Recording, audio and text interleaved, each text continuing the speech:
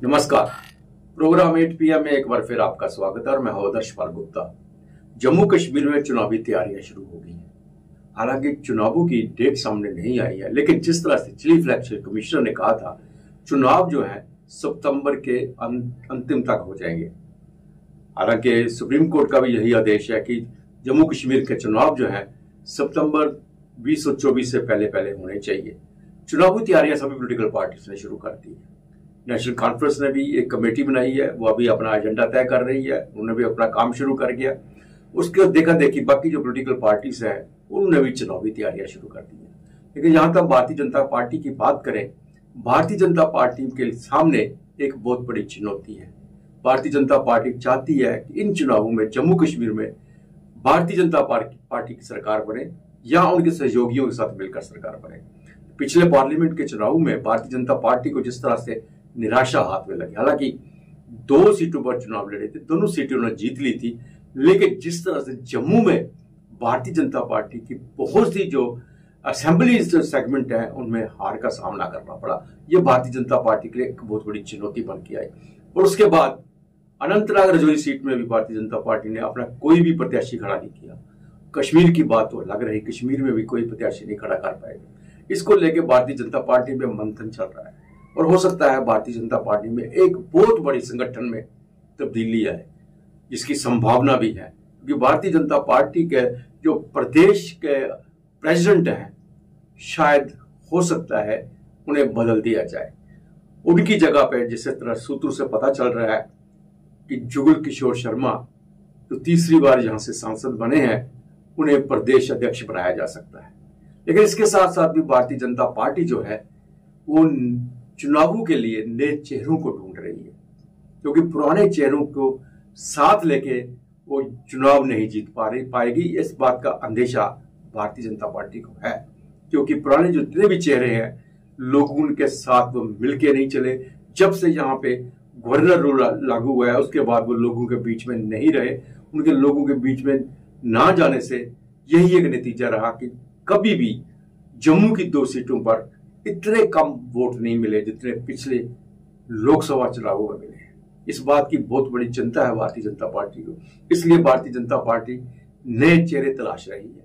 नए चेहरे कहां से आएंगे, ये भी एक बहुत बड़ा सवाल है, क्योंकि भारतीय जनता पार्टी के अंदर जितने भी पुराने कार्यकर्ता थे उन्हें आगे नहीं लाने दिया भारतीय जनता पार्टी। चुनावों की टिकटों की जब बात करते हैं तो भारतीय जनता पार्टी के अंदर जो पैराशूटर आए हैं उन्हीं के नाम उनके सामने आते हैं, क्योंकि पैराशूटर जो भी आए हैं वो जिस पार्टी से भी आए हैं वहां पे उनकी कोई ना कोई पोजीशन थी।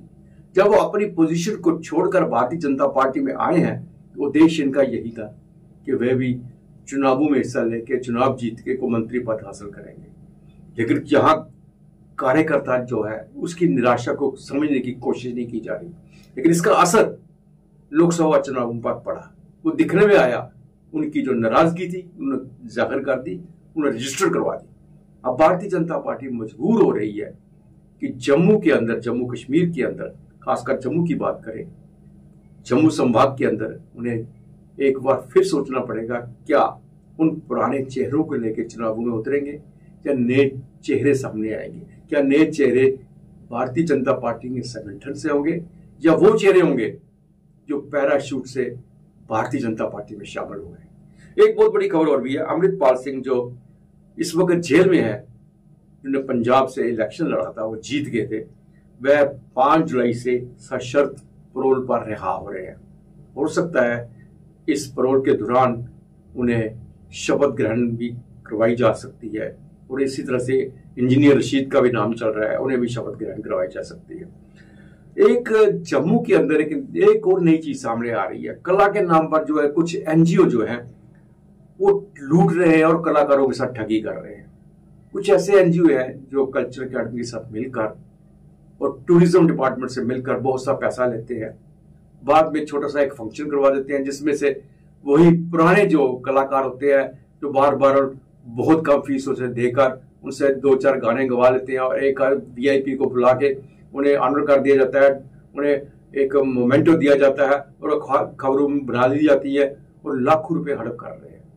यहाँ तक मैं आपको बता दूं, जम्मू के अंदर बहुत से ऐसे कलाकार हैं, बहुत से कलाकार हैं जिनको वो सामने नहीं ला रहे हैं, उन्हें लाने की कोशिश नहीं की जा रही है, उनको लाने की फीस तक नहीं दी जाती है। जहां तक उनकी कोशिश होती है वही दो चार चेहरे, वही दो चार पुराने गाने, वही दो चार पुराने लोकगीत जो है, जो नृत्य गीत है, जो बार बार लोगों को दिखाए जाते हैं और उन्हीं के नाम पर लाखों रुपए लूट के ले जाते हैं और कलाकारों की फीस भी नहीं दे रहे हैं। तो आइए अब नजर डालते हैं आज के समाचारों पे। जम्मू संभाग में बढ़ती आतंकी घटनाओं के मद्देनजर नई रणनीति के तहत अब गांव-गांव में युवाओं की ब्रिगेड तैयार की जाएगी। इन्हें विशेष पुलिस अफसर एसपीओ के रूप में जम्मू कश्मीर पुलिस में नियुक्त किया जाएगा। इन्हें हथियारों का प्रशिक्षण दिया जाएगा जो स्थानीय स्तर पर दहशतगर्दों से मुकाबला करेंगे। गृह मंत्रालय के निर्देश पर फिलहाल 100 से अधिक गांव को चिन्हित किया गया है जहां एसपीओ रखे जाएंगे। आतंकवाद प्रभावित डोडा, रियासी, राजौरी व पुंछ में फिलहाल एसपीओ की भर्ती प्रक्रिया शुरू की गई है। पुंछ में 47, राजौरी व रियासी में 22 तथा डोडा में 27 गांवों को चिन्हित किया गया है जहां एसपीओ रखे जाएंगे। गांव के युवाओं की भर्ती परीक्षा होगी, हालांकि ये केवल शारीरिक होगी। इसमें लिखित परीक्षा का प्रावधान नहीं रखा गया है। इन युवाओं को प्रति महीने 6,000 रुपये मानदेय दिया जाएगा। सूत्रों ने बताया कि जम्मू संभाग में एसपीओ की तैनाती इसी महीने पूरे करने का लक्ष्य रखा गया है ताकि जल्द से जल्द इन युवाओं को ट्रेनिंग देकर तैनात किया जा सके। सूत्रों ने बताया कि जून में रियासी, डोडा और कठुआ में लगातार हुई आतंकी घटनाओं के बाद केंद्रीय गृह मंत्री अमित शाह ने दिल्ली में उच्च स्तरीय बैठक कर जम्मू संभाग से आतंकवाद का सफाया करने का निर्देश दिया था। इसके तहत जीरो टॉलरेंस की नीति पर काम करते हुए आतंकियों तथा उनके मददगारों के खिलाफ प्रभावी कार्रवाई की रणनीति बनाई गई थी। माना जा रहा है कि आतंकवाद ग्रस्त इलाकों के गांव में एसपीओ की तैनाती इसी रणनीति का हिस्सा है। एडीजी आनंद जैन का कहना है कि आतंकी घटनाओं के प्रति पूरी सख्ती बरती जाएगी। एसपीओ के जरिए गांव में सुरक्षा ग्रिड को और मजबूत बनाया जाएगा। अनुच्छेद 370 के हटने के बाद कश्मीर में सख्ती से आतंकवाद तथा अलगाववाद पर काफ़ी हद तक अंकुश लगाने में सफलता मिली है। इसके बाद सीमा पार के इशारे पर जम्मू संभाग को अशांत करने की साजिश के तहत राजौरी, पुंछ के बाद डोडा, रियासी व कठुआ में दहशतगर्दों ने सक्रियता बढ़ाई है। इसमें हाल ही में घुसपैठ कर दाखिल हुए पाकिस्तानी आतंकी भी शामिल हैं। शांत इलाकों में दोबारा आतंकवाद को जिंदा करने की साजिश से सभी सुरक्षा एजेंसियां हरकत में आ गई हैं। इसके तहत आतंकियों के साथ ही उनके मददगारों की भी तलाश शुरू कर दी गई है। जिला पुलिस ने मंगलवार को बारामूला में लश्कर-ए-तैयबा का hit squad the resistance front के एक आतंकी को गिरफ्तार किया। साथ ही पुलिस ने टारगेट किलिंग के एक षड्यंत्र को विफल करने का दावा किया है। जानकारी के अनुसार बारामूला पुलिस को पता चला कि कस्बे में टीआरएफ का एक आतंकी टारगेट किलिंग की वारदात को अंजाम देने के लिए दाखिल हो चुका है। पुलिस ने उसे पकड़ने के लिए सेना की 46 आरआर के जवानों के साथ मिलकर एक अभियान चलाया। कस्बे में विभिन्न जगहों पर उसे पकड़ने के लिए विशेष नाके लगाए गए। इको पार्क के पास चौराहे पर तैनात नाका पार्टी ने एक युवक पर कुछ संदेह उन्हें हुआ। इससे पहले कि नाका पार्टी उक्त व्यक्ति को रुकने का संकेत करती, उसने नाका देखकर अपना रास्ता बदला और तेजी से भागा। नाका पार्टी का संदेह विश्वास में बदल गया और उसका पीछा कर भाग रहे युवक को दबोच लिया। पकड़े गए युवक की मौके पर ही तलाशी ली गई और उसके पास से एक पिस्तौल, एक मैगजीन, 8 कारतूस और 3 हथगोले मिले। उसे उसी समय निकटवर्ती पुलिस स्टेशन ले जाया गया। जिले में अमरनाथ यात्रियों को वापस ला रही बस में अचानक ब्रेक फेल हो जाने के बाद यात्रियों में अफरा तफरी मच गई। लोग चलती हुई बस से कूदने लगे। बाद में सेना और पुलिस ने रास्ते में बैरियर लगाकर किसी तरह बस को रोक लिया। वहीं चलती बस से कूदने के कारण कुछ श्रद्धालुओं को चोट आई, बाकी सभी श्रद्धालु सुरक्षित हैं। श्रद्धालु पंजाबपुर के होशियारपुर के बताए जा रहे हैं। रामबन जिला के नाचीलाना इलाके में सेना, पुलिस और ट्रैफिक पुलिस ने अमरनाथ यात्रियों को बस में खाई में गिरने से बचाकर बड़े हादसे को टाल दिया। अमरनाथ से दर्शन कर लौट रही श्रद्धालुओं की बस की नाचीलाना इलाके में ब्रेक फेल हो गई। बस की ब्रेक फेल होने का पता चलते ही बस में सवार श्रद्धालु घबरा गए और चीख पुकार करने लगे। इसी बीच कुछ श्रद्धालुओं ने चलती बस से नीचे छलांग लगा दी, जिससे वह नीचे गिरकर घायल हो गए। बाद में सेना और पुलिस व ट्रैफिक पुलिस के जवानों ने बस का पीछा कर बस के अगले पिछले टायरों के नीचे पत्थर लगाकर किसी तरह उसे रोक लिया। यदि बस नहीं रुकती तो वह गहरी खाई में जा गिरती, जिससे एक बड़ा हादसा हो सकता था। सभी घायल यात्री सुरक्षित हैं। सेना के कैंप में उनका उपचार किया जा रहा है।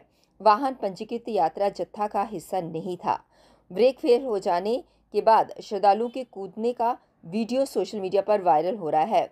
वहीं सेना और पुलिस की मुस्तैदी से एक बड़ा हादसा होने से रुक गया। जम्मू कश्मीर में विधानसभा चुनाव टलने की अटकलें चल रही हैं। राजनीतिक दल प्रधानमंत्री नरेंद्र मोदी द्वारा सदन में दिए गए संबोधन में जम्मू कश्मीर के चुनाव का जिक्र ना करने को मुद्दा बना रहे हैं। उन्होंने हरियाणा, झारखंड और महाराष्ट्र का जिक्र किया था। हालांकि भाजपा ने इन अटकलों पर विराम लगाते हुए साफ किया कि श्रीनगर दौरे पर प्रधानमंत्री स्वयं जल्द विधानसभा चुनाव कराने का आश्वासन दे चुके हैं। यहाँ बता दें कि निर्वाचन आयोग मतदाता सूचियों को अंतिम रूप देने में पहले से ही जुटा हुआ है। जम्मू कश्मीर में पंचायतों और शहरी निकायों के चुनाव भी लंबित हैं। पिछड़ा वर्ग के आरक्षण पर मोहर के बाद निकायों के वार्डों का आरक्षण अभी होना है। इससे पहले वार्डों का परिसीमन भी होगा। ये कार्य सितंबर तक पूरा हो सकता है। ऐसे में एक वर्ग ये दावा कर रहा है कि प्रदेश में विधानसभा से पहले पंचायत और नगर निकायों के चुनाव कराए जाने के विकल्प पर विचार किया जा रहा है। विधानसभा चुनाव फिलहाल टल सकते हैं। आने वाले समय में 3 राज्यों में चुनाव है। जिन राज्यों में चुनाव उसमें से 3 की मैं बात करता। महाराष्ट्र, हरियाणा और झारखंड, यहां चुनाव आ रहे हैं। आदरणीय सभापति जी, पिछली विधानसभा में इन 3 राज्यों में हमें जितने वोट मिले थे, इस लोकसभा चुनाव में इन 3 राज्यों में हमें उससे भी ज्यादा वोट मिले। आदरणीय सभापति जी, आर्टिकल 370 इसकी पूजा कर। सुरक्षा बलों ने मेंढर के कसबलाडी क्षेत्र के सांगर गांव में छिपकर रखी गई 2 आईईडी बरामद कर एक बड़ी आतंकी साजिश को नाकाम कर दिया। इन दोनों आईईडी का वजन करीब 23 किलो बताया जा रहा है। सुरक्षा बलों ने पूरा इलाका घेर रखा है और इलाके में सघन तलाशी अभियान चलाया जा रहा है। पुंछ जिले में पिछले 1 साल के दौरान आतंकी गतिविधियां काफी बढ़ गई हैं। सीमावर्ती इलाकों में आतंकियों की साजिश को नाकाम बनाने के लिए सेना की रोमियो फोर्स और पुलिस की संयुक्त टीम मंगलवार देर शाम भारत पाकिस्तान नियंत्रण रेखा पर स्थित मनकोट तहसील के सांगर गांव में तलाशी अभियान चला रही थी। इसी दौरान एक स्थान पर छिपाकर रखी गई 2 आईईडी बरामद की गई। एक का वजन करीब 15 किलोग्राम और दूसरे का वजन करीब 8 किलोग्राम है। लेकिन लद्दाख में आज सुबह एक बार फिर धरती कांप उठी। यहाँ भूकंप के झटके महसूस किए गए। राष्ट्रीय भूकंप विज्ञान केंद्र ने इसकी जानकारी देते हुए बताया कि सुबह लगभग 8:12 पर भूकंप आया। रिक्टर स्केल पर इसकी तीव्रता 4.4 रही।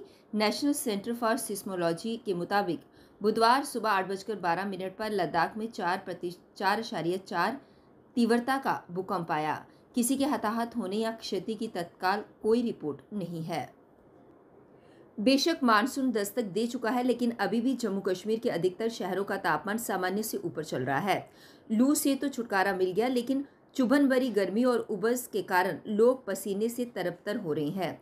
उमस भरी इस गर्मी के बीच हर किसी को वर्षा का इंतजार रहता है। पिछले 2 दिनों से जम्मू में सुबह पहले पहर में वर्षा हो जाती है और सूर्य देव के निकलने से पहले ही वर्षा बंद हो जाती है, जिसके चलते दोपहर होते होते गर्मी बेहाल करने लगती है। धूप में निकलना किसी परेशानी से कम नहीं है। दोपहर के समय बाजारों में भी सन्नाटे जैसा माहौल हो जाता है। चुभन भरी इस गर्मी के बीच बिजली कटौती जले पर नमक छिड़कने का काम कर रही है। मंगलवार को जम्मू का अधिकतम तापमान 37.2 डिग्री सेल्सियस और न्यूनतम तापमान 25.7 डिग्री सेल्सियस रहा। माता वैष्णो देवी के आधार शिविर कटरा का अधिकतम तापमान 33.5, न्यूनतम तापमान 22.5 डिग्री सेल्सियस रहा। भद्रवाह का अधिकतम तापमान 34.7, न्यूनतम तापमान 22.7 डिग्री सेल्सियस दर्ज किया गया। राष्ट्रीय बजरंग दल के अध्यक्ष राकेश बजरंगी द्वारा आज कांग्रेस के खिलाफ जोरदार प्रदर्शन किया गया। उन्होंने कहा कि राहुल गांधी ने हिंदुओं की सभ्यता और संस्कृति को झूठा ठहराया है, जिसे कभी भी बर्दाश्त नहीं किया जाएगा। उन्होंने कहा कि राहुल गांधी को हिंदुओं से माफी मांगनी चाहिए। इसी को लेकर प्रदर्शन के माध्यम से उन्होंने अपनी बात रखी। हमारा आज का विरोध प्रदर्शन जो है वो राहुल गांधी के खिलाफ है। जिस प्रकार की स्टेटमेंट राहुल गांधी ने जो है सदन के अंदर दी है, हिंदुओं को हिंसक बताना, हिंदुओं को झूठा करार देना, और इस प्रकार से उन्होंने स्टेटमेंट दी है जिसको हिंदू समाज कभी सहन नहीं करेगा। सनातन के अंदर वासुदेव कुटुंब और विश्व का कल्याण जैसे मंत्रों का उच्चारण होता है, जिसका जगह जगह कहा जाता है कि विश्व का कल्याण हो, जिसके अंदर चींटियों को आटा डालना और हर पक्षी को, पशु पक्षी को कुछ न कुछ खिलाना, ये हमारी जो है सभ्यता संस्कृति है। और हिंदुओं को हिंसक बताना ये बर्दाश्त नहीं किया जाएगा। इसलिए राहुल गांधी को आज हम यहाँ पर कांग्रेस दफ्तर के ऊपर प्रोटेस्ट करें, राहुल गांधी का पुतला फूंक रहे हैं और अपील कर रहे हैं कि जल्द से जल्द राहुल गांधी जो है हिंदुओं से जो है वो माफी मांगे, अन्यथा पूरे देश के अंदर ये आंदोलन तेज होगा। आज साधु संत समाज हो चाहे हिंदू समाज हो, वो आज सड़कों के ऊपर है और राहुल गांधी को ये कह रहा है। कल 8 बजे फिर आपसे भेंट होगी, तब तक इजाजत दीजिए, नमस्कार।